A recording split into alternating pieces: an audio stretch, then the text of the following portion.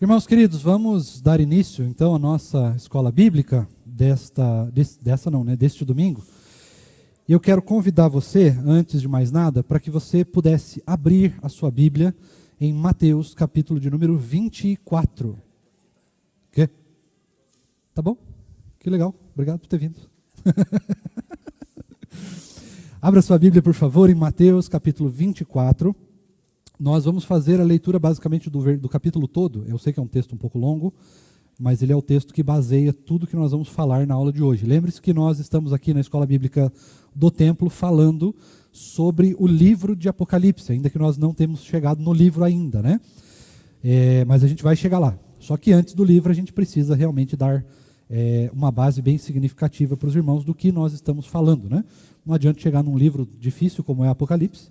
Depois vocês vão descobrir que não é tão difícil assim, mas não adianta a gente chegar no livro sem a gente primeiro perceber todo o contexto de escatologia do Antigo, do Novo Testamento e tudo que isso envolve para que então o livro pudesse ser escrito e para que a gente possa entender melhor o que de fato o livro diz, tá certo?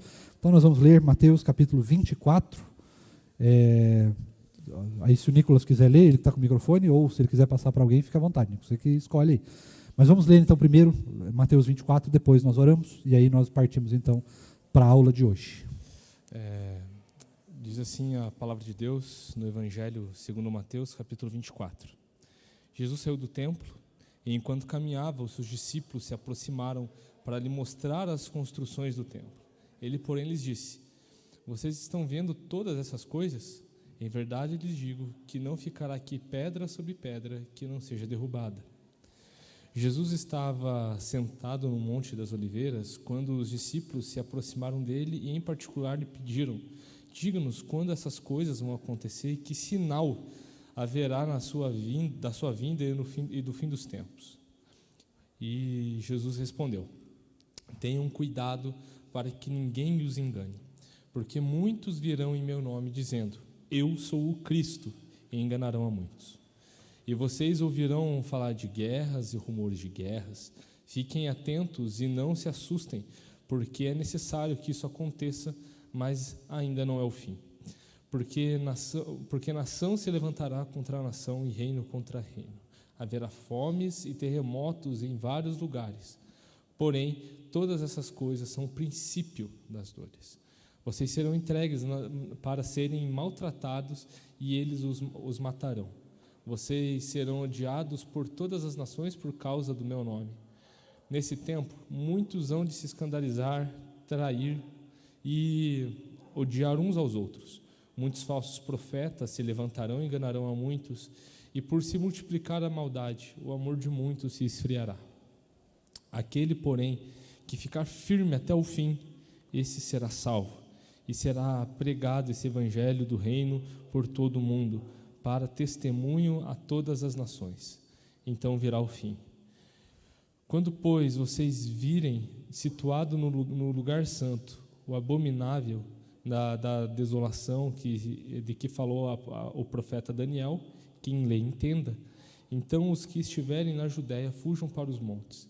Quem estiver no terraço não desça para tirar de casa alguma coisa, e quem estiver no campo não volte atrás para buscar a sua capa. Ai das que estiverem grávidas e das que amamentarem naqueles dias. Orem para que a fuga de vocês não aconteça no inverno nem no sábado, porque nesse tempo haverá grande tribulação, como nunca houve desde o princípio do mundo até agora e nunca jamais haverá.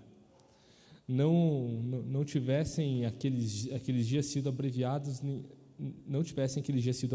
ninguém seria salvo. Mas por causa dos escolhidos, tais dias serão abreviados.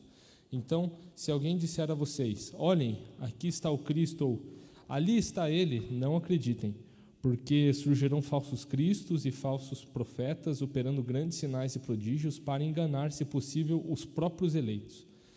Eis que tenho predito isso a vocês. Portanto, se disserem a vocês: eis que ele está no deserto, não vão lá. Ou, se disserem: eis que ele está no interior da casa, não acreditem. Porque assim como o relâmpago sai do oriente e brilha até o ocidente, assim será a vinda do Filho do Homem. Onde estiver o cadáver, ali se ajuntarão os abutres. Logo em seguida, a tribulação daqueles dias, o sol escurecerá, a lua não dará a sua claridade, as estrelas cairão do firmamento e os poderes dos céus serão abalados. Então aparecerá no céu o sinal do Filho do Homem. Todos os povos da terra se lamentarão e verão o Filho do Homem vindo sobre as nuvens do céu, com poder e grande glória. E ele enviará os seus anjos com um grande som de trombeta, os quais reunirão os seus escolhidos dos 4 ventos, de uma a outra extremidade dos céus. Aprendam a parábola da figueira. Quando já os seus ramos se renovem, as folhas brotam, vocês sabem que o verão está próximo. Assim também vocês, quando virem todas essas coisas, saibam que está próximo às portas. Em verdade lhes digo que não passará essa geração sem que tudo isso aconteça. Passará o céu e a terra, porém as minhas palavras não passarão. Mas a respeito daquele dia e hora ninguém sabe, nem os anjos dos céus, nem o Filho, senão o Pai. Pois assim como foi nos dias de Noé, assim será também a vinda do Filho do Homem. Pois assim como nos dias anteriores ao dilúvio, comiam e bebiam, casavam e davam-se em casamento, até o dia em que Noé entrou na arca, e não o perceberam, até que veio o dilúvio e os levou a todos. Assim será também a vinda do Filho do Homem. Então 2 estarão no campo, um será levado e o outro será deixado. 2 mulheres estarão trabalhando no moinho, uma será levada e a outra será deixada. Portanto, vigiem, porque vocês não sabem em que dia virá o Senhor de vocês. Porém, considerem isso: se o pai de família soubesse a que hora viria o ladrão, vigiaria e não deixaria que a sua casa fosse arrombada. Por isso, estejam também vocês preparados, porque o Filho do Homem virá a hora em que vocês menos esperam. Quem é, pois, o servo fiel e prudente, a quem o Senhor deixou encarregado dos demais servos para lhes dar o sustento a seu tempo? Bem-aventurado aquele servo, a quem seu Senhor, quando vier, achar fazendo assim. Em verdade lhes digo que lhe confiará todos os seus bens. Mas o que acontecerá se aquele servo, sendo mau, disser consigo mesmo: meu senhor demora para vir, e começar a espancar os seus companheiros e a comer e beber com os bêbados? Virá o senhor daquele servo em um dia em que não o espera e a hora que não sabe, e irá aplicar-lhe um castigo severo, condenando-o com os hipócritas. Ali haverá choro e ranger de dentes. Vamos orar mais uma vez. Deus bondoso, nós lemos aqui a Tua palavra, palavras de vida, mas também palavras duras que falam sobre a realidade da Sua volta. No entanto, Deus, essas palavras são ainda grande mistério para nós não as conseguimos compreender, certamente, no seu todo, porque ainda assim isso tudo é um grande mistério para nós. No entanto, Deus, a Tua palavra é muito clara. Nós precisamos aprender a vigiar. Por isso, nos ajuda. Nos ajuda a compreender, Deus, acerca daquilo que o Senhor mesmo nos revelou, daquilo que é importante nós entendermos sobre a volta do Senhor.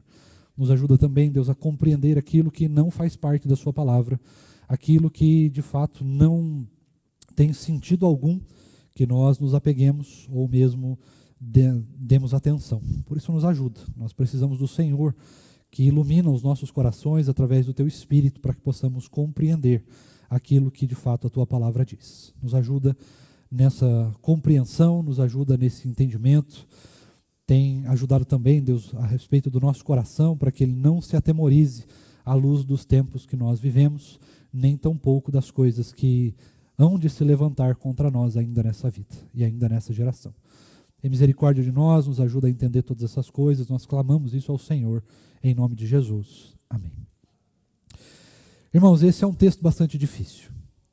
De fato, você deve ter reconhecido nesse texto que há diversas passagens complementares e que demonstram algumas coisas, ou pelo menos aparentam demonstrar algumas coisas que parecem ser muito claras a um primeiro momento, mas se você olhar com mais atenção, você vai perceber que elas não são tão claras assim. Você também vai perceber, diante, pelo menos aqueles que são um pouquinho mais curiosos a respeito de teologia, você deve reparar aí que tem muitas frases desse texto que nós lemos que levantaram ao longo da história muitas interpretações de como será o fim de todas as coisas, de como será a volta do Senhor Jesus. Certo? Você percebeu, né? Várias dessas coisas aí nesse texto. Esse é um daqueles textos muito complexos de entender, porque ele está falando, ainda que pareça ele está falando do fim apenas, mas na verdade não, ele está falando de vários momentos. Né? Ele não é um texto único que fala apenas do fim. Portanto, ele não pode ser interpretado à luz dele mesmo e apenas dele mesmo. Nós precisamos complementá-lo com outros livros e outras partes mais, para que nós não caiamos no deleite de apenas interpretá-lo de maneira exclusiva e principalmente de maneira a interpretá-lo apenas com uma passagem só, isolada, sozinha. Texto sem contexto é pretexto, ou seja, pretexto para falar o que eu quiser, né, ou o que eu interpretar, o que eu achar. Nós jamais podemos fazer isso com passagem nenhuma, ainda mais com as passagens escatológicas. Porque é justamente quando nós pegamos passagens exclusivas, né, soltas ali, que nós podemos então interpretar de maneira errônea aquilo que vai acontecer na segunda volta de Cristo. Como, por exemplo, a passagem que nos diz ali, né, a gente vai falar sobre as principais interpretações a partir da próxima aula, então os irmãos vão ter um pouco mais de clareza de como que isso funciona. Mas se nós pegarmos, por exemplo, Narciso, a passagem que fala ali sobre 2 homens estarão no campo e um deles sumirá e o outro ficará, 2 mulheres estarão amamentando, uma sumirá e a outra ficará, e nós podemos interpretar como se a vinda de Cristo fosse isso, né, ou fosse um momento da vinda de Cristo fosse acontecer isso, e as pessoas então, né, a gente está aqui falando algumas coisas, e os eleitos, quando Jesus voltar, desaparecerão, e aqueles que não forem eleitos ou que não forem para subir ainda, ficarão por aqui. Nós não podemos, irmãos, interpretar o texto em passagens isoladas. Tá? Muitas das coisas que são ditas aqui são figuras de linguagem, não são textos que podemos interpretar literalmente. Tá certo? O que o texto de fato nos diz é que haverá um dia glorioso, extraordinário. E esse dia ninguém sabe quando será. Nesse dia glorioso, que vai parecer o dia mais comum de todos, o Senhor Jesus virá. O que nós vamos entender hoje, irmãos, são alguns aspectos desta vinda de Cristo. Eu sei que nós falamos do dia do Senhor já, que é o dia depois, né, o que vai acontecer depois que o Senhor Jesus voltar. Hoje nós vamos falar um pouquinho desse interlúdio da volta de Cristo. Quais são os sinais que vão vir antes da volta do Messias? Tá certo? É isso que a gente vai olhar na aula de hoje, por isso eu peço que você preste bastante atenção, porque essa aula ela é muito mais introdutória, de fato, do que uma aula complementar, tá certo? Então, nós vamos olhar hoje essa aula de maneira introdutória. Depois, nós vamos nós vamos olhar as principais interpretações que foram cunhadas a respeito disso, tanto da sua volta quanto de todo esse processo, e depois nós vamos entrar no livro. Quando nós entrarmos no livro de Apocalipse, aí sim você vai reparar que nós vamos trabalhar essas questões da volta de Cristo, sinais e tudo mais, com muito mais detalhes. Tá? Hoje é mais uma introdução àquilo que nós vamos falar mais para frente a respeito, então, da volta do Senhor Jesus. Tá certo? Então vamos começar? Eu quero trazer alguns aspectos dessa volta de Cristo. O primeiro deles é os sinais. Depois a gente vai falar sobre apostasia. Depois nós vamos falar um pouquinho sobre o que vai acontecer depois dessa apostasia, né, que é a grande tribulação, ou junto delas, se você preferir. É possível que as duas coisas aconteçam na mesma medida. E depois, por fim, nós vamos falar então dele, do grande temível, o anticristo, que ninguém sabe quem é, nem o que vai acontecer, né? Mas já tentaram interpretá-lo e enfiar ele em um monte de lugares da história, e nenhum deles se provou correto até agora, né? Então vamos começar, irmãos, falando um pouquinho da volta de Cristo. Então, para a gente já definir direto aqui, o próprio texto já definiu. Quando será a volta de Cristo? Quando? Só Deus sabe. Pronto, então isso aqui, nem vamos falar mais sobre isso aqui, já entendemos. Ninguém sabe. Só se alguém chegar para você, a volta de Cristo vai ser em tal dia. Esqueça, nem esqueça. Tá certo? Tem um livro que o Narciso me fez, não é nem um livro, né, cara? É uma apostila, né? É uma apostila que foi cunhada, foi feita pelo atual diretor do SPS, né, que é aqui do lado, inclusive, o pastor Miguel, que é o pastor da igreja do Boqueirão. Tá certo? Ele cunhou, ele fez uma apostila sobre Apocalipse, e essa apostila que nós estamos utilizando, pelo menos uma parte dela que nós estamos utilizando hoje, mas é um dos materiais complementares que nós estamos utilizando para montar as nossas aulas também, tá certo? Então só quero fazer essa menção honrosa a ele. Mas nesse livro, ou nessa apostila, ele vai tratar e trazer alguns exemplos muito interessantes de pessoas que previram a volta do Senhor Jesus, como, por exemplo, os adventistas do sétimo dia, que tentaram aí de várias maneiras prever a volta de Cristo, e até hoje tentam fazer isso de certa forma, né? E várias outras seitas e até denominações sérias e pessoas sérias que tentaram de alguma forma, ou por causa de um sonho, ou de uma visão, ou de um delírio, ou, enfim, não sei nem exatamente quais mais palavras usar, né? Mas tentaram, por diversas formas e maneiras, prever a volta do Senhor Jesus, e todas as maneiras que foram previstas a volta de Cristo fracassaram. Tá? Não só fracassaram no sentido de que não se provaram verdadeiras, como muitas vezes levaram dezenas de milhares ou até mais pessoas a um engano terrível. Algumas dessas interpretações de volta do Senhor Jesus levaram inclusive pessoas ao óbito, tá? Levaram pessoas à morte, tá? Em seitas diversas espalhadas aí pela face da terra. Levaram então pessoas à morte por preverem a volta de Cristo, e quando essa volta não aconteceu, então houve aí um grande desespero e uma tribulação muito grande, né? As pessoas passaram aí por grandes vergonhas ou por grandes processos de decepção que levaram alguns então ao óbito, né? Levaram alguns à morte. Possivelmente alguns até ao inferno, se o Senhor não teve misericórdia, né? Então é importante que nós entendamos, em primeiro lugar, irmãos queridos, a volta de Jesus é um mistério que só pertence a Deus.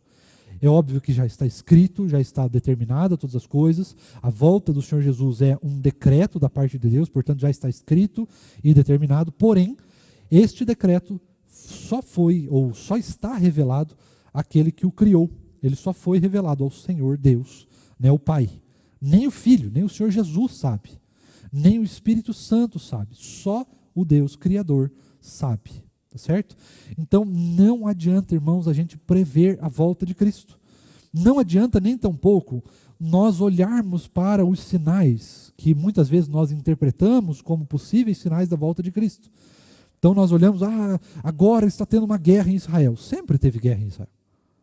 Sempre teve, desde o ano 70, que foi a grande diáspora, que foi um momento que esse texto já nos diz também, a gente vai falar um pouquinho mais daqui para frente, mas houve um grande momento no ano 70 depois de Cristo, tá certo? Onde o templo de Jerusalém foi invadido, e desde essa época os judeus nunca tiveram paz. Nunca tiveram paz. Então, não adianta a gente olhar para guerras lá, guerras no Oriente Médio, guerras não sei aonde, agora o Senhor Jesus vai voltar. Nós não sabemos. Porém, a primeira coisa que eu quero falar é que os sinais são importantíssimos. Porém, os sinais em si não revelam a volta de Cristo. Os sinais são utilizados pelo Senhor como uma ferramenta de vigia, de alerta, de atenção. Tá certo? Eles não são possíveis de serem interpretados por eles mesmos. Não é o sinal que é importante. O que é importante é o que o sinal produz em nós. Então, por exemplo, há uma guerra, sei lá, até uma bomba nuclear estoura em algum lugar por aí. Deus me livre que isso aconteça. Mas imagine que isso aconteça. Então todo mundo vai, nossa, agora o fim do mundo vai chegar, e todo mundo fica com medo. Se o sinal está produzindo medo, não é um sinal da volta de Cristo. Certo, Narciso? Não é um sinal da volta de Cristo. Por quê? Porque o texto é muito claro. Os sinais servem para aumentar a nossa vigia, o nosso zelo, o nosso cuidado, a nossa santidade ou a nossa santificação. É para isso que servem os sinais. Não é para pôr medo. Não é para nos atemorizar. Se o sinal, ou se alguma coisa acontece, e essa coisa está nos causando, em primeiro lugar, medo da volta de Cristo, então isso não é um bom sinal. Os sinais devem nos produzir este alerta. Se está acontecendo alguma coisa no mundo, isso deve levar a Igreja de Cristo à vigília. Isso deve levar a Igreja de Cristo a mais oração, a mais empenho na proclamação do Evangelho, a mais empenho no jejum e na oração, a mais empenho na santificação. É isso que de fato produzem os sinais, tá certo? Então, você pode talvez se perguntar, ou talvez já tenha se perguntado aí ao longo da sua vida cristã, e eu já fiz isso muitas vezes, tenho certeza que você já deve ter feito. Então, quais são os sinais que a gente deve ficar alerta? Todos. Todos, sem exceção. Mas qual é o sinal certo que a gente não tem? Não tem um sinal certo. Por isso que os sinais sempre vão ser, qual que é a palavra? Vão ser relativos. Vão ser assim, muito abrangentes. Então, por exemplo, vai haver fome no mundo. Meu irmão, quando que não houve fome no mundo? Quando que não houve fome no mundo? Vão haver rumores de guerras e rumores de guerra. Quando que não houve guerra e rumor de guerra? Perceba que são sinais sempre relativos e muito abrangentes. Não é um negócio assim, no dia 20 e tantos de março de 2024, vai haver um brilho especial na estrela AB.3341626, que está localizada em tal lugar. Essa estrela vai emitir um brilho arroxeado às 12 horas e 16 minutos e 32 segundos. Isso não existe. Não há sinais determinados. Os sinais são abrangentes. Por quê? Porque os sinais precisam nos levar à intensificação da nossa vida devocional ao Senhor. Ela não é para nos tornar alertas no sentido de nós ficarmos, qual seria a palavra? Extremamente alertas, preocupados, tem uma palavra que demasiadamente preocupados, tá? Essa é a ideia que eu quero gerar, mas tem uma palavra que eu não me lembro qual é. Oi? Apreensivos, pode ser. É mais nesse sentido mesmo, que gera esse medo da gente começar a fazer as coisas apenas por fazer. Ou apenas assim, agora a gente tem que fazer por causa disso. Mas aí, de repente, dá um momento de paz. Não era bem isso. Então a gente pode relaxar agora. Não é isso. Tá certo? E é justamente por isso que os sinais não são absolutamente determinados. Para que não gere em nós essa expectativa, agora vai. Pô, não foi.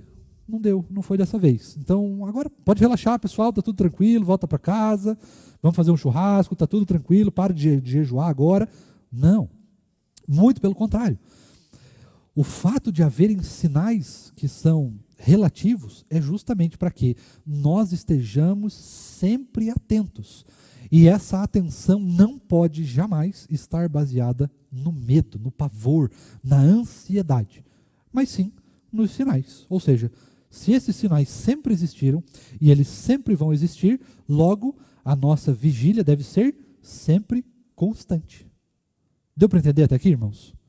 Porque os sinais não são absolutamente pré-determinados e não foram especificados pelo Senhor Jesus, ainda que apareça que ele deu certas determinações ali. É por isso que a gente não pode olhar para os sinais com medo, com pavor e principalmente com expectativa muito exagerada. Então, quando você perceber, começou um rumor de guerra em tal lugar, calma, nós vamos simplesmente continuar nos esforçando na vida espiritual que nós já temos. nós vamos continuar jejuando, nós vamos continuar orando, nós vamos continuar vigilantes. Porque essa vigília, ela não pode ser algo inconstante, ela precisa ser algo constante na nossa vida.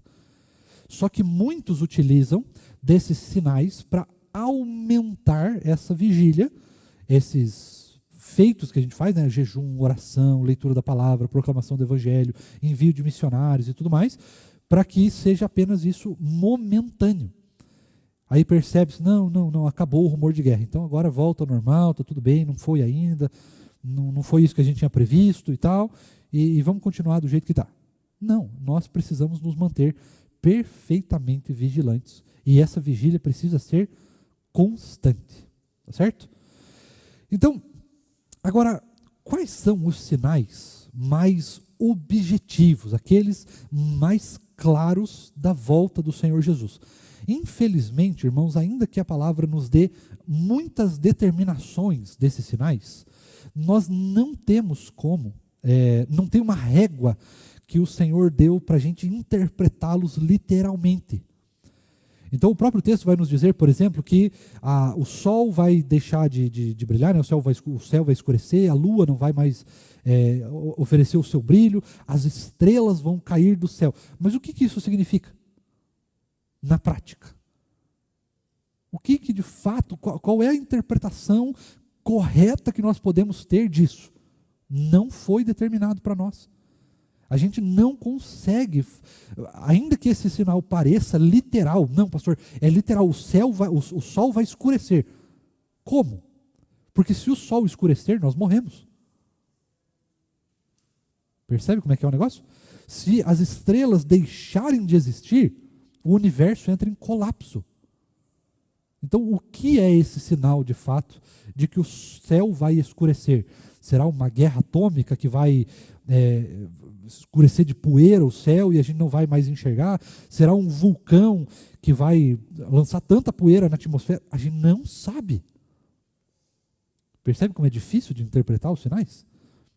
É justamente por isso que estes sinais que o Senhor Jesus nos dá, e o próprio livro de Apocalipse e outros livros mais vão tentar nos dizer, são sinais muito relativos. E eles não podem ser interpretados de maneira literal. Porque a literalidade deles, ela fica prejudicada com a forma que ela foi expressa na linguagem de antigamente. Então tudo bem, o céu vai escurecer. Como? Não sei. Não sei, não faço a menor ideia. E a própria palavra não nos não deu a especificidade disso, como que vai acontecer. Por isso, a gente não precisa ficar se preocupando com as coisas. É justamente para isso que ele deu os sinais neste sentido. E não os sinais específicos, mas sim abrangentes. Então, apareceu um sinal, o que você vai fazer? Você vai continuar do mesmo jeito que você está. A sua vigília permanece a mesma. Ah, mas agora aconteceu tal coisa que está escrito no versículo tal. Tudo bem, não tem problema nenhum, continua a mesma vigília. Mas agora aconteceu uma determinada, está tudo escrito certinho no capítulo tal. Tudo bem, a gente continua exatamente igual. Não muda nada. Essa é a grande realidade. É isso que nós olhamos quando nós interpretamos os textos de maneira real, de maneira bíblica, contextual. E não apenas eles por eles. Porque se eu interpreto eles por eles, eu sempre vou estar achando brechas para interpretar. Agora está acontecendo isso, agora está acontecendo aquilo. Não, o anticristo é o fulano de tal. Não tem como saber. Não tem. Primeiro vai precisar acontecer e vai precisar ser algo muito claro para a gente, né, à luz daquilo que nós estamos vivendo hoje, para que a gente possa entender. Não, realmente agora está acontecendo. Agora está acontecendo. Só que o agora está acontecendo, ele não pode nos mudar. Ele não pode mudar o jeito que a gente ora, ele não pode mudar o jeito que a gente jejua, ele não pode mudar o jeito que a gente proclama o evangelho. Não pode mudar. Por isso que o texto vai nos dizer, sempre estejam vigilantes. Estejam vigilantes, porque ninguém sabe o dia e a hora exatas. Assim também como ninguém sabe qual é o sinal perfeito da volta de Cristo. Ah, pastor, mas o texto diz que vai aparecer uma marca, né? A marca do Filho do Homem no céu. Tudo bem, mas qual é a marca? Não sei. Ele não especificou.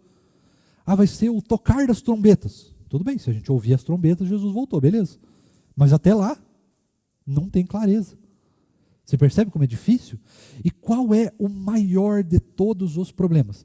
É que as pessoas que não estudam a palavra, ou não só não estudam, mas até estudam, mas tentam interpretar esse tipo de sinal de maneira literal, ou tentam ficar encontrando respostas para eles, sempre vão falhar. Porque nós não sabemos quando que Cristo vai vir, irmãos.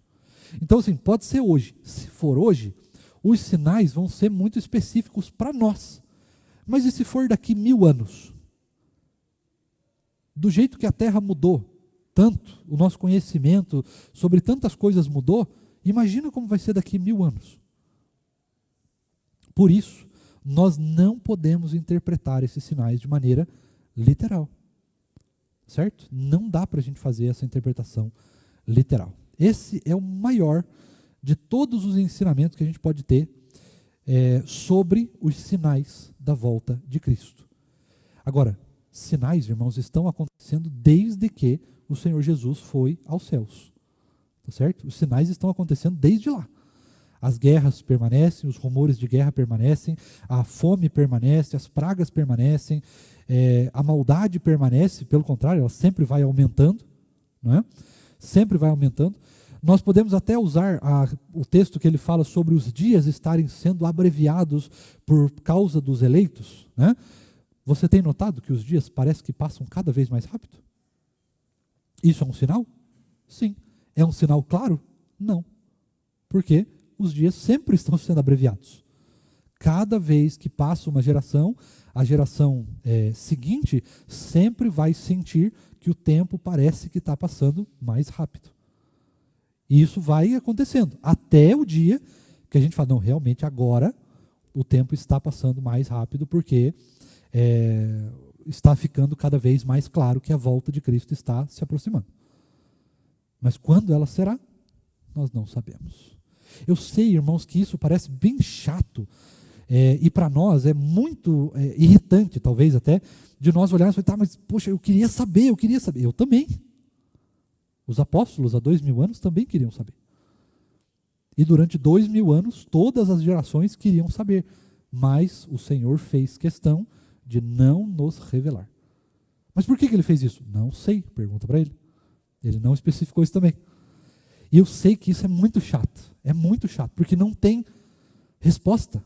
E quando a gente fica sem uma resposta, a gente fica indignado, porque não tem resposta. Mas eu queria saber, eu também queria saber. E a gente fica nesse círculo. E algumas pessoas sempre vão tentar dar algum fundo de verdade, alguma resposta para essas dúvidas que a gente tem. E geralmente, as tentativas de respostas, o Narciso vai especificar na próxima aula algumas das das interpretações que nós temos sobre o Apocalipse. Você vai reparar que tudo que nós formos falar aqui sempre vai se levar a uma heresia. Por quê? Porque são interpretações humanas, de pessoas que ficaram indignadas ou não estiveram satisfeitas com o não responder do Senhor e tentaram então dar as suas próprias interpretações daquilo que Deus ia fazer. E sempre que alguém fez isso, deu errado. Tá certo? Então, tome muito cuidado quando você pensar e ouvir sobre pessoas falando sobre os sinais. Porque, na verdade, a gente não tem como interpretá-los de maneira 100% literal. Tá certo? Então, isso é muito importante. Tranquilo até aqui, irmãos? Deu para entender mais ou menos que não é para entender. Aqui no Brasil, não passamos ainda por grandes tribulações, por grandes perseguições. São sempre muito pontuais. Sempre muito pontuais. Tá certo? Então, por causa disso, aconteceu que gerou em nós um grande conforto. Por isso é muito difícil para nós falarmos sobre sofrimento, certo? Muito difícil. Porém, existem outros irmãos nossos que estão em outros países que teve perseguição ou que ainda tem, pessoas que perderam suas famílias, pessoas que tiveram que abandonar a sua casa, o seu lar, para que não fossem mortos pela perseguição, que passaram por grandes tribulações. Eles têm uma ideia melhor de como se preparar para o sofrimento que virá. Esses irmãos, até do passado, né, que sofreram grandes perseguições na Reforma, ou até um pouco antes, e principalmente depois, que podem ter uma noção melhor do que essa grande tribulação, do que é a perseguição. Mas a grande tribulação ainda não começou. Mas é preciso que a gente esteja atento, porque se for na nossa geração, nós também passaremos. E a grande tribulação, ela gera muita tristeza, muito sofrimento, mas ela também vai gerar muita solidão, muito abandono, porque aqueles que pareciam que estariam ao nosso lado, não estarão. Tá certo? Deu para entender até aqui? Vai acontecer, irmãos, um evento em massa mesmo. E esse evento em massa vai ser chamado de grande tribulação. Algumas pessoas, elas vão dar a essa grande tribulação um período de tempo. Quanto tempo isso vai acontecer? Nós também não sabemos. Algumas doutrinas ou interpretações, né, Narciso, vão dar 7 anos, outras vão dar 1000 anos, outras vão dar até outras interpretações de tempo, né? Mas a verdade é que nós não sabemos quanto tempo vai durar essa grande tribulação. O que nós sabemos a palavra de Deus nos diz muito claramente que, quando essa tribulação chegar, os dias, por causa dos eleitos, serão abreviados. O Senhor estará cuidando de nós. Tá? Mas nós precisamos ficar vigilantes, perfeitamente vigilantes, para que quando ela chegar, ou se ela chegar no nosso tempo, nós estejamos perfeitamente preparados para suportá-la. Tá certo? Deu para entender? Tá tranquilo até aqui? Vamos falar da última parte? Então, oi? A última parte é sobre ele, o grande abominável, a desolação, né? A reencarnação do capiroto, do pata rachada, comedor de grama, né? Sei lá, a gente pode ficar aqui vários, né? Eu não quero falar nada, mas o pastor Lucas tem um documento, pode se chamar assim, que lá estão assim centenas de nomes do capeta, tá? Então depois você pode pedir para ele lá, mas não fui eu que contei, isso nunca ficou gravado. Haverá, irmãos queridos, um momento em que chegará no nosso meio alguém, e esse alguém é de fato uma pessoa, e esta pessoa tomará a posição de ser contrário a tudo aquilo que é o que nós conhecemos como caráter de Cristo. Tudo que você conhece de Cristo, esta pessoa, que nós não sabemos quem vai ser absolutamente contrária. Pastor, quem será esta pessoa? Nós não sabemos. O que nós sabemos será absolutamente claro para nós quem a pessoa vai ser. Eu vou pedir, Narciso, para você fazer uma gentileza. Dá uma enrolada aqui, só enquanto eu tomo água, fazendo um favor. Que daí as pessoas não ficam, né, os nossos irmãos não. Cadê minha água? Ninguém me deu água hoje, viu? Quando eu preciso de água.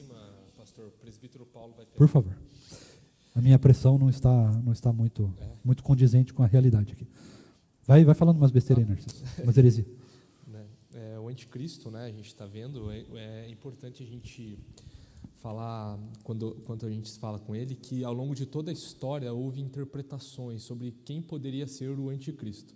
Teve uma mulher na Idade Média, por exemplo, e isso é um grande erro ao que aconteceu ao longo de toda a história, de falar aquele fulano ou aquele sistema é o anticristo. Teve uma mulher na Idade Média, por exemplo, que ela foi comentar o Apocalipse e ela foi abandonada por um marido e assim, ela não tinha dúvidas que era o anticristo, era o marido dela que a abandonou, né? Então, existiu sempre esse erro de saber quem é o anticristo, né? E na época da igreja primitiva, os cristãos criam que era o imperador, né? A figura do imperador, não um propriamente dito, mas a figura do imperador que exigia culto, né? A ele. Depois, ao longo da Idade Média, teve um caso de um judeu que ele se começou a proclamar como Messias, né? Era interpretado também esse judeu e várias outras pessoas como anticristo. Os reformadores tratavam o anticristo como o Papa, né? Hoje a interpretação mais aceitável quanto ao Papa é que ele está muito mais próximo da segunda besta, que é a besta que emerge da terra, né? Que é o falso profeta, do que o anticristo, né? O papel do falso profeta seria basicamente conduzir toda a adoração ao anticristo. É a principal função do falso profeta, que é a segunda besta, né? A besta que emerge da terra, e o anticristo é a besta que emerge do mar, segundo Apocalipse 13. E hoje, por causa do sistema mais liberal, assim, a gente caiu na falsa ideia de que são governos, sistemas. Foi tratado na década de 70, na década de 80, que o anticristo era a União Soviética, por exemplo. Né? Então, sempre houve esse erro de falar é isso ou é aquilo. A gente não sabe. Uma coisa que pode consolar os nossos corações nesse aspecto, eu até mencionei em aula passada, que falta só esse grande sinal para a gente ver de fato realizado os sinais objetivos, como o senhor falou, né, pastor? Isso. Falta só a vinda do anticristo. Na hora que ele aparecer, olha, Jesus está quase, hein? Está chegando. Isso vai dar tristeza imediata, mas a alegria ela é constante no nosso coração, sabendo que logo, logo a gente vai ser resgatado, né? Como a palavra de Deus fala, a nossa redenção se aproxima, né? Então, é importante a gente não cair nesse erro, tipificar como aquele fulano, aquele cara da política, o Putin, por exemplo. Hoje tem muita gente falando que é o Putin. Não, é o mesmo erro do passado, né? Um sistema político, governamental, não, também. Porém, a gente não pode ser ingênuo de acreditar que não existe operação satânica nisso. Né? O apóstolo João, em 1 João, fala que o espírito do anticristo está por aí, e sempre esteve por aí. Né? E é interessante isso, né? Que ele define quem é, ou como que é esse espírito do anticristo. Negar que Jesus veio como Deus encarnado. Esse é o principal aspecto do anticristo e nos seguidores de Satanás, né? Nos apóstatas, naqueles que são, né? Quando a gente fala de apostasia, não é ficar, sair da igreja e tal, não, é se rebelar, são os grandes rebeldes assim, contra a santidade de Deus, que é um caráter do próprio anticristo. O anticristo vai vir, vai arrebatar essa galera toda, né? E vai, de alguma forma, que a gente não sabe ainda, de uma forma objetiva, vai tentar e vai fazer com que muita gente se desvie, muita gente se rebele contra Deus, até mesmo, se possível, enganar por um tempo os eleitos, né? Exato. Então, como a gente leu em Mateus 24 ali agora. Exato. Uma coisa muito importante sobre o anticristo, agora eu estou melhor, irmãos, fiquem tranquilos. E olha que eu tomei 2 xícaras de café antes de sair de casa. Mas a gente tem interpretado, ou tem olhado para o anticristo como uma figura que vai dominar completamente o cenário mundial. Tá certo? Então, sempre quando houve essas tentativas de olhar para o anticristo como, não, é o fulano de tal, é o presidente de tal país, é só uma pessoa local. Ainda que tenha, né, um conhecimento geral do mundo sobre a pessoa, sempre foi uma pessoa muito local, onde as suas influências não atendiam todo mundo, ou não alcançavam todo mundo. Mas o anticristo, de fato, vai ser alguém que vai ter como alcançar o mundo todo.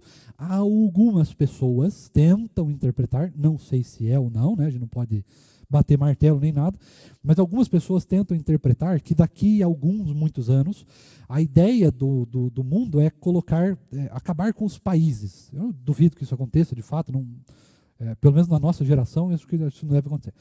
Mas existe uma previsão de que, pelo menos uma ideia de que os países deveriam vão se tornando parte de algo maior, de uma instituição mais global, ou seja, vamos pensar a ONU, por exemplo, né, a União das Nações Unidas. Então os países iriam perder os seus presidentes, os presidentes virariam, sei lá, governadores, primeiros ministros e coisa e tal, e quem assumiria de fato o governo do mundo, né, o trono do mundo, seria, sei lá, um supremo chanceler, ou alguém lá que estaria aí no no governo máximo, né, na presidência ou no chancelaria das Nações Unidas, tá certo? Então existem pessoas que, quando a gente talvez chegar neste ponto, vai ser alguém de fato que vai se sentar lá, que vai ter de fato influência sobre o mundo inteiro, sobre todos os países, todas as religiões e tal. Pode ser que daí nesse sentido chegue então e seja esta pessoa o anticristo. Mas também pode não ser, pode ser outras muitas possibilidades de interpretação. Tá certo? Pode ser o dono de uma grande empresa, a lá Elon Musk da vida. Apesar que ele é meio velho já, acho que não deve ser. Eu acho que vai ser alguém meio jovem e bonito. Então, não acho que vai ser alguém mais de idade. Nada contra as pessoas mais velhas, não estou falando isso. Mas eu acho que vai ser alguém que realmente tenha uma influência, porque o próprio texto vai nos dizer que essa pessoa meio que vai se sentar num trono, né, global, assim, uma coisa realmente assim, muito grande. Tá? Então, enquanto você vê alguém assim, muito local, e ainda que tenha vários predicados de ser contra a fé, seja contra isso, contra aquilo, seja uma pessoa cruel, maligna, né? Muitos, inclusive, acharam que o anticristo, né, Narciso, era o bigodinho, que eu não posso falar o nome, não falo o nome, porque senão o YouTube dá uns processos na gente. Que era, né, o bigodinho, outros acharam que era o outro moço chinês lá, que Tung alguma coisa, né? Então não posso falar o nome certinho. E outros vão ficar achando que é sempre um. Mas perceba, sempre é muito local. Nunca teve a sua influência em todo o mundo. O que nós entendemos muitas vezes é que o anticristo, isso é uma opinião meio até unânime, assim, vai ser alguém que realmente tenha uma influência global. Né? Uma influência muito grande, muito, mas assim, chega a beirar o assustador mesmo a influência que ele vai ter. Tá?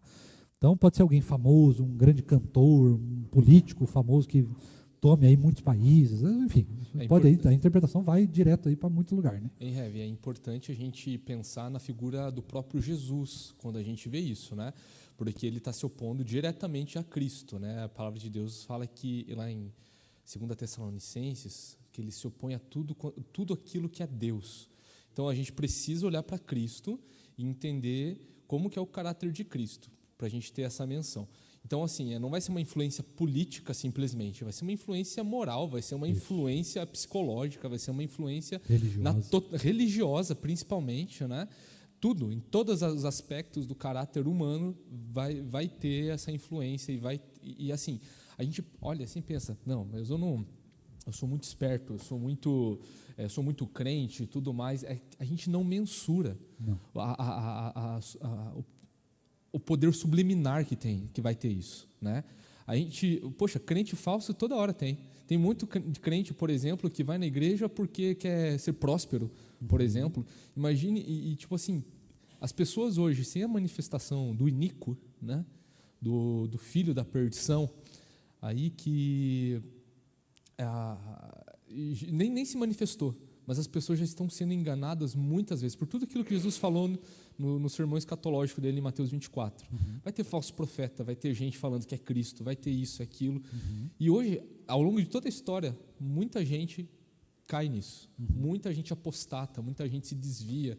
Tem muitas seitas sectárias, muitas seitas restauracionistas, por exemplo, que falam que a igreja hoje é Babilônia, baseado lá em Apocalipse 16, né? Que a igreja verdadeira, a igreja remanescente, somos nós aqui, porque teve uma revelação no século XIX, num lugar aqui nos Estados Unidos, como, por exemplo, os Mormons, os Adventistas, os Testemunhos de Jeová, por exemplo, todos eles falam que a única igreja remanescente, a igreja que presta, é a única igreja de verdade, a igreja que restaurou, que era a igreja do primeiro século, são eles. Né? E aí a gente vai estudar, vai ver o que eles pensam sobre a divindade de Cristo, sobre trindade, sobre expiação, sobre salvação. Você vê assim, gente, isso leva muita gente, milhões e milhões de pessoas. Então, não é algo simples, não é algo assim que a gente deve subestimar, é algo que a gente deve se preparar. Vigie, a palavra de Deus fala, vigie, vai acontecer isso e tal. Uma das igrejas, Sardes, a principal advertência a Sardes, se eu não me engano, é vigie. Vocês se acham muito porque vocês estão em uma posição territorial onde vocês conseguem ter uma boa visão de tudo, mas vocês estão errando nisso. Então, vigie. Né? Então, a gente não pode subestimar o poder do diabo, e esse anticristo ele vai ser investido do poder do diabo, e ele vai arrebanhar muita gente. Exato. Muita gente.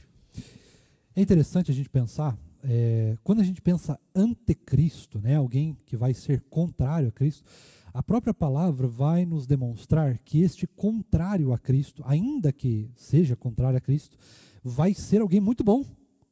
Não vai ser alguém ruim, irmãos. Tá? Então, vai ser alguém, por exemplo, que pode acabar com a fome, que vai trazer paz ao mundo, vai acabar com as guerras, vai unir os países, vai, sei lá, desenvolver a viagem intergaláctica, vai desenvolver uma grande tecnologia, a cura para muitas doenças, enfim, vai ser alguém que vai nos levar a algo assim, nossa, que pessoa extraordinária. Mas ainda assim é o anticristo. Tá certo? Ele não vai se levantar, igual o Apocalipse fala, né? Ele não vai se levantar como um dragão que vai sair do mar e vai se sentar na terra com um tridente, que vai cutucar as pessoas que não adorarem ele. Não, não é nada disso. Ele vai fazer isso de maneira completamente subliminar, subjetiva e de maneira muito assim. Assertiva também, mas eu queria. Sedutora. Sabe, vai ser alguém que vai apelar muito para a sedução do nosso coração, que vai nos dar os nossos desejos. Então, é alguém que vai tornar as pessoas ricas, que vai tornar as pessoas poderosas, que vai fazer a gente não ter mais doenças, não ter mais fome, não ter mais guerra, não ter mais problemas. Vai ser alguém neste tipo de situação, que vai fazer este tipo de coisa. E por causa disso, as pessoas vão adorá-lo. Tá? Não é uma adoração ruim, cruel, que ele vai ser uma pessoa com chifres e coisa e tal. Não é nada disso. Tá? Vai ser alguém absolutamente bondoso, extraordinário, cheio de glória, né? As pessoas vão ter muita vontade de adorá-lo, de louvá-lo. Então, é nesse sentido. Oi? Com certeza vai ser bonito. Mas o problema é que daí pode ser eu, né? Esse que é o problema. Então, irmãos, nós precisamos ficar atentos com o anticristo, mas o anticristo não é uma pessoa local. Vai ser alguém que vai estender aí a sua influência moral, espiritual para todo o mundo. Tá? Enquanto isso não acontecer, fique tranquilo. Agora, para a gente encerrar nossa aula, eu queria tratar um pouquinho sobre uma questão de tempo.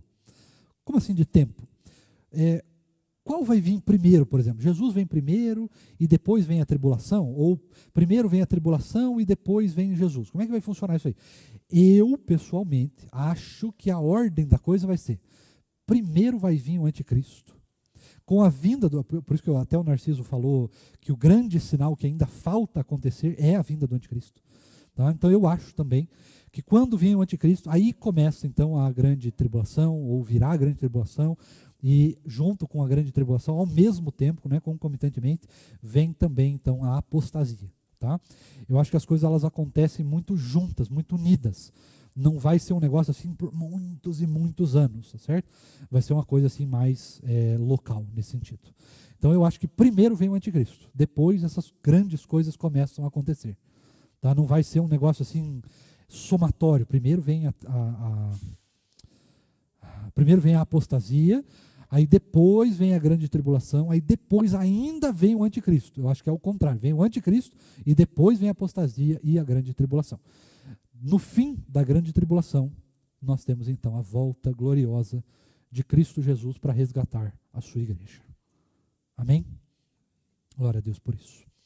Nós vamos destrinchar isso mais quando nós entrarmos nas doutrinas. Você vai perceber, nas doutrinas não, nas interpretações, você vai perceber que tem gente que acha que essa grande tribulação, ela dura 7 anos, aí outros vão dizer que ela dura 7 anos, aí vem Cristo, aí ela dura mais 1000 anos, depois vem Cristo de novo, aí dura mais 1000 anos de bondade, aí vem Cristo de novo. Uns negócios assim que você vai ficar doido, você vai ficar realmente doido. Que a igreja não vai passar pela grande tribulação. Tem gente que não acha que a igreja vai passar pela grande tribulação, que é só para os ímpios o negócio. Para os judeus, na verdade, né, que para se converter nos 1000 anos. Nossa, tem tudo. Cada loucura que você vai ficar doido. Mas a gente vai passar por elas, a gente vai trazer slide para que você consiga entender com bastante tranquilidade. A gente vai passar isso com muita calma para que você possa realmente entender. Você vai reparar que 90% dos cristãos no mundo acreditam nestas coisas, tá certo? Essas interpretações são assim muito aceitas, né, por toda a igreja. Então é importante que você veja elas. paute elas à luz do que a palavra de fato nos diz, para que você mesmo possa interpretá-las e possa dizer se realmente você está indo pelo caminho certo na interpretação, se eles estão indo pelo caminho certo, se a gente está indo pelo caminho certo, ou se o caminho certo é o caminho da palavra e não nenhum das interpretações, tá certo? Então vamos por esse caminho. Eu quero orar com você, nós vamos encerrando aqui a nossa aula de hoje, lembrando que as vagas para o nosso almoço da comunhão estão encerradas, né? Mas hoje nós temos reunião de oração às 18 horas, e nós temos também o culto hoje à noite, lembrando que hoje à noite é o dia, né, a hora para você trazer convidados. Nós vamos receber a palavra do nosso vice-presidente da igreja, né, da denominação, reverendo Marcos Sérgio, esqueci o último nome dele, puxa vida, tomara que ele não me puxe a orelha depois, mas o reverendo Marcos Sérgio, tá, da igreja presbiteriana de Cuiabá, isso, que eu e o pastor Tiago inclusive estivemos no Supremo Concílio, que foi lá, tá bom? E depois nós temos salgadinho, dessa vez não estragados, e bolo, tá certo? Então nós vamos nos juntar aí para um tempo delicioso de comunhão, tá certo? Vamos orar. Narciso, eu vou pedir para você orar, por gentileza, que a minha pressão está me comendo aqui. Bondoso e querido Deus, te louvamos, porque o Senhor é o nosso Salvador, o nosso resgatador. O Senhor nos tirou do reino das trevas para o reino da sua maravilhosa luz. E te louvamos, Deus, porque hoje nós temos o Espírito Santo, Deus Espírito Santo habitando em nós, que é a marca, que é o selo, é o penhor da nossa herança, na qual nos mantém firmes, sem pestanejar, Pai, querendo o quanto antes o seu retorno. Mas enquanto isso, o Espírito Santo continua a colocar no nosso coração, Pai, a força necessária, a alegria, Pai, acima de toda alegria que esse mundo pode dar. E pedimos para que o Senhor continue sempre conosco, falando aos nossos corações. Somos muitas vezes, Pai, seduzidos por coisas tão pequenas ao nosso redor, pecamos contra a sua santidade. Então pedimos ao Senhor, Deus, nos mantém cada vez mais santos, mais purificados. Queremos o Senhor Jesus na nossa vida sendo resplandecido, porque há ainda muita gente que precisa conhecer dessa palavra maravilhosa, Pai, que o Senhor nos revelou. Obrigado, Deus, porque independente de apostasia à nossa volta, que já acontece hoje, de tribulação que já acontece hoje, pelo espírito do anticristo que está perambulando por aí, tentando seduzir e levando pessoas, Pai, ao caminho de morte e de perdição, o Senhor tem nos preservado, Pai, o Senhor tem nos amado. É por nossa causa, pelo seu amor a nós, Deus, que o Senhor tem abreviado esses dias tão difíceis, Pai, ao nosso redor. Te pedimos, Deus, para que o Senhor continue a sustentar a nossa fé. Cremos, Pai, sem nenhuma dúvida de que o Senhor é aquele quem começou a boa obra em nossa vida e que é fiel e justo para concluí-la até a volta de Cristo. Essa volta que nós esperamos com toda alegria no nosso coração. Enquanto isso, Pai, continue, Pai, a colocar força, continue a colocar, Pai, alegria no nosso coração, porque o trabalho ainda é muito grande. A seara, ela é muito grande. E pedimos para que o Senhor continue a nos enviar trabalhadores, porque essa seara precisa de trabalhadores. Obrigado, porque o Senhor não precisa da gente, mas por causa do seu amor, o Senhor nos faz participantes dessa obra tão honrosa. É um privilégio, Pai, ser chamado filho de Deus. Nos faça cada vez mais parecidos com Cristo. Cuida de nós, Pai, no nosso almoço, nosso retorno às nossas casas depois, Pai. Prepara já o nosso coração para o tempo de culto, a fim de que mais tarde, se assim o Senhor permitir, possamos estar aqui para cultuá-lo em igreja. Tem um pequeno vislumbre de como vai ser a eternidade, Pai, contigo. Te louvamos em nome de Jesus. Amém.